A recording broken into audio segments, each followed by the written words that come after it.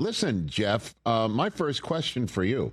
On a scale of 1 to 10, with 1 being ecstatic and 10 being out of their skulls ecstatic, Major League Baseball is what after this World Series, Jeff Passan? I would say probably an 8. Okay. And yeah, how can you be anything but ecstatic after that World Series? Right. It was just, it was the culmination, Rich, of an October that to me illustrated and displayed everything that's great about baseball right now. You had stars performing at historically great levels. You had individual and team performances that were beyond expectations. And you had more series than ever go the distance, including the World Series, which I've covered 22 of them now, I believe. And it's hard to say that any of them have been better than this one. Now, I was still in college back in 2001, and certainly that one gives 2025 a run for its money in terms of this century.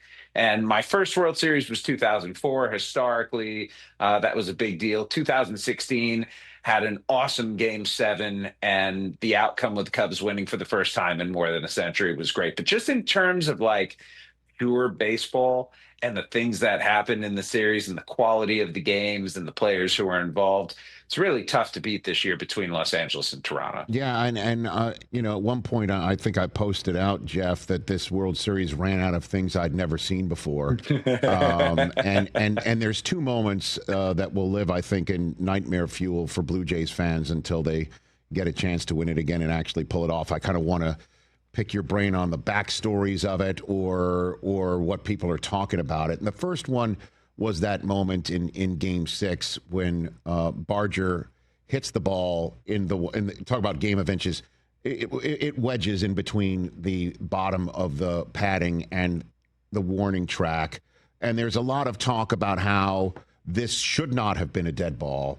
This should have been everybody keeps running. And instead, this was improperly called a ground rule double and dead baseball. What's the scoop here on that, Jeff? I think it was the right call. I mean, you saw that photo. If you guys can bring that back up again, just look at the way that the fence has moved.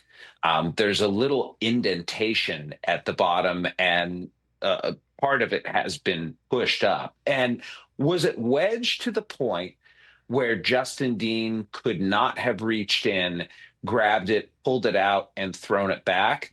No, it turns out. But I don't think John Tumpain, who was the umpire in left field, could make that determination from his position. What he saw was a ball that looked like it could be stuck there. And in the moment, you have to make a judgment call. And the judgment call that he made there was that it was a dead ball and that it was an automatic 2 bases for Addison Barger. And it's, you talk about game of inches with football. Baseball feels like a game of millimeters, man, because in addition to that, in the 9th inning, bottom of the 9th, in Game 7, the difference between Isaiah Kiner-Falefa's foot hitting the plate and that one spike on the bottom of Will Smith's shoe going down and touching the plate. I mean, it was, you see it right there. Like one spike. That is the difference between the Los Angeles Dodgers remaining alive and eventually winning the World Series and the Toronto Blue Jays walking it off and being World Series champions for the first time since 1993. And Major League Baseball being the first major sport in this 21st century of instant replay, awarding a championship decided on a reversal of a call of an umpire. That was in the ether as it was going down. And that's the second play I was going to bring up to you, Jeff. What is the backstory behind Isaiah Kiner-Falefa's lead off of third base? There's so much talk about there wasn't any secondary lead and why he wasn't taking it.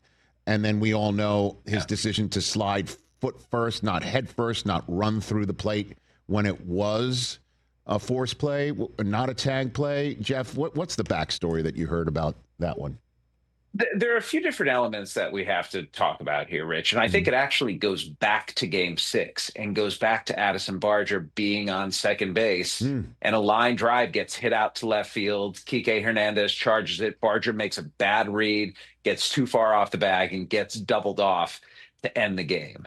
And I think that sort of thing informs just how conservative the Blue Jays were when it came to the 9th inning of the next game. And Isaiah Kiner-Falefa is on third, bases are loaded, and Max Muncy is a couple of steps off the bag. Now, typically speaking, hitters are told to take a lead about equivalent to the distance between the third baseman and the bag, with the idea being that if a line drive gets hit to third base and the third baseman snags it, you do not want to be further away from the bag and run the risk of getting doubled off. Now, Dalton Varsho was at the plate. Dalton Varsho does not hit the ball to the opposite field. Doesn't matter where it's pitched. And so that wasn't quite as big a concern, but Carlos Febles, the third base coach for the Blue Jays, walked to the line and put his right foot down and pulled it back while still on the ground, essentially saying to Isaiah Kiner-Falefa, this is where you need to end your lead.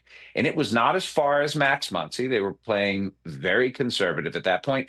But beyond just the potential for a double play is the potential for a back pick, too. If you take a larger secondary lead, Will Smith could theoretically throw behind and try and pick him off at third base. That being said, the lead is as egregiously small as it was. That's not the issue. It's the slide. But guys play on instinct, Rich. And your instinct from all of the reps that you've had throughout your career is going to be to slide into home plate and not to run through. So the question of should he have slid head first as opposed to feet first, that's reasonable. I get that. But man, it's just such a hard thing in the moment. And yet those very minuscule decisions that are made in the moment are the differences between a championship and an absolutely heartbreaking loss. Hey, you made it all the way to the end. Thanks for that. Check us out every single day streaming live on Disney Plus and the ESPN app 12 to 3 Eastern.